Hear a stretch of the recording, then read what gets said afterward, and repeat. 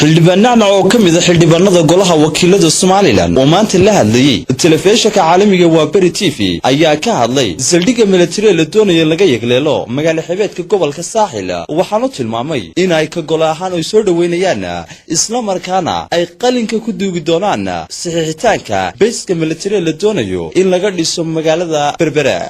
بيس ملتريجاس waa loo bahay wadanka waa kii maxamuud xashir ka hadlayay waan ku aysanahay wadanka waa in la maalgashi u baahan yahay warjabuuti kan inta yari inuu jirto maayna ee sideeda bees leh waxaan u baahanay inaynu iyo qaar kaleba keeno oo investment u baahan wadanka la dhiso oo ilaahay gaajsan in laga saaro oo baaso kale inoo soo saaro oo wadooyin kale inoo dhiso oo ilaahay darxmada in laga saaro shabaabkiina way tahriibaya tahriimaysana waa inoo soo tahriib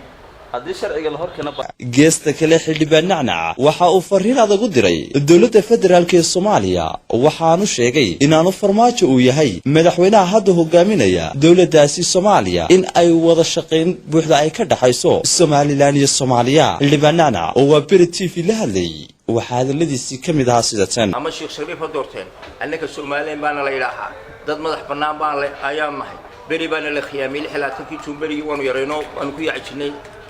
Soomaaliyeed loo jiray ee gees shantiis calaamadoodna lagu qabtay waanu ka weynaani waanu aqliyeysanay annagu goonistaagayga ka leexamayno waxaan leenahay walaalayaal ama farmaajo hal doorto ama ka kala har doorto dal waxaan ka rabnaa dad walaala oo is-ictiraafo oo jaara inuu noqono saacadu todobada salabatanka dawladda yihiin Soomaalida maxay u diiday tan waa de qaarba is-ictiraafay inakuna waxaan leenahay qodaynan in bariga isku dasatay waalid isku dasatay aynu kala ceeb laano aynu is-ictiraafno wariyaan ay kala qoosano qooma la adaban leh. Khalid Yusuf Hassan Khalfantasir telefishinka caalamiga waa Bari TV xarunta golaha wakiilada Soomaaliland Hargeysa.